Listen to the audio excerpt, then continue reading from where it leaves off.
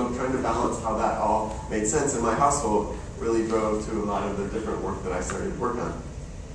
Especially, also, I started to reevaluate what I was. Was I only an engineer? Was I a designer? So I started to evolve a little bit into an experience designer. And this started leading me to analyze a lot of different things about games, play, and exercise. I think all of these things are part of video games, actually. Traditionally, we focus on competition and play. More competition, really, than anything. Play is a little bit more freeform, lets you explore. Some of the sandbox games have started to do that more now. And competition's always been there, try to win the game or test or achieve a goal. But with exercise, there's a lot of different things that are happening now. And I know this, you guys already know most of this better than me, so I'm not going to spend too much time. But I want to emphasize, for me, I don't think of exercise as just like physical fitness exercise. I think of it as exercising any part of you, exercising your brain even. Brain Age does a great job of exercising your brain. Also, it doesn't necessarily have to be, you know, that you're all sweaty at the end. Just you use your body. And Kinetic was a really big effort of Sony's on that side of things. And I think Wii Fit's done a good job too. It's kind of the biggest things. Ralph Koster has a book that I've read. I don't agree with everything he said, but it's a really good book about fun and game design and how it can explore all these different paths. You could add learning to this list, of course. So there's lots of different venues you could add to what games are about. But these are three that I think we really started to keep in mind as we started to work on new interfaces. I'm going to take a little bit of a tangent here, go off into cheating in games. Actually, cheating is, I think, is really only a problem in competition games. And it's not such a problem for play. Actually, it can be a form of play. There's some really great anecdotes I have from iToy where one of my coworkers, his kids had friends over and they set up a couch behind them, and then they set pillows up on the ground, and then they played the iToy boxing game where you box a robot. And they had a line of kids standing off camera. And then one would run and do a flying sidekick into the robot and land in the pillows. Then he would hide and go behind the couch or on the back. And they just had an endless streak of kids going through doing a flying sidekick. Now the game was not designed to be played that way, but they were having a great time, probably more fun than anyone's ever played. So that's a good form of cheating. Another thing, I walked into Fry's Electronics once, and there were 3 kids. They were all positioned like in different spots playing the wishy-washy game. And they were just moving constantly.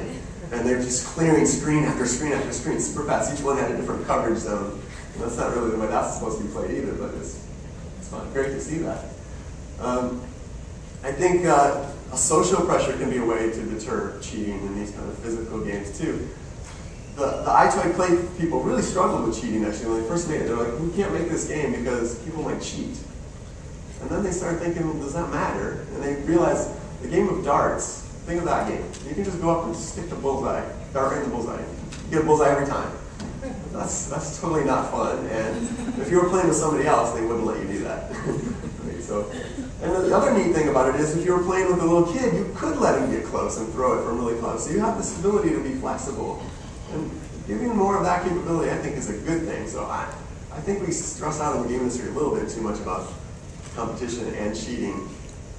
I think one of the reasons it happens a lot is that things feel very intangible to people and they do things they wouldn't otherwise do. If you're in a true social situation with somebody sitting there, you might not cheat the way you would cheat at just being online with somebody.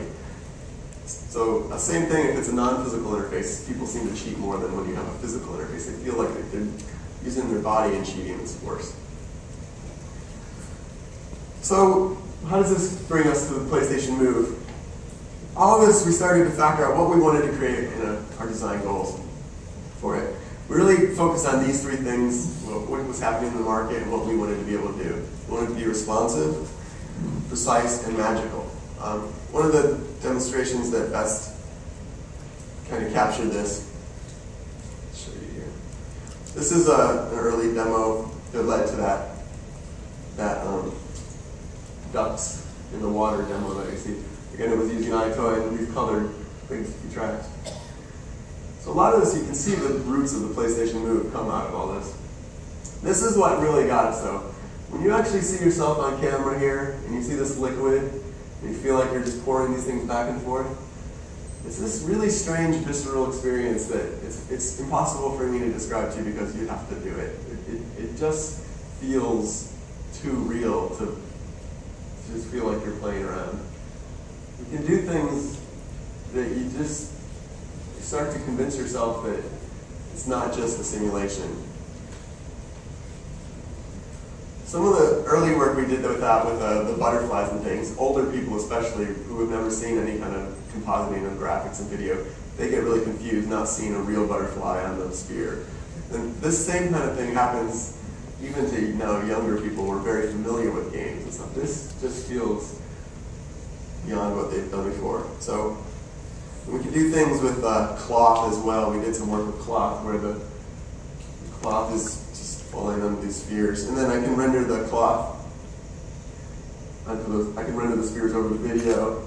And then the last step is I can actually turn off the rendering of the graphics and then leave it on the Z buffer again. And so still the cloth just looks like it's in the scene. These kind of things are very powerful.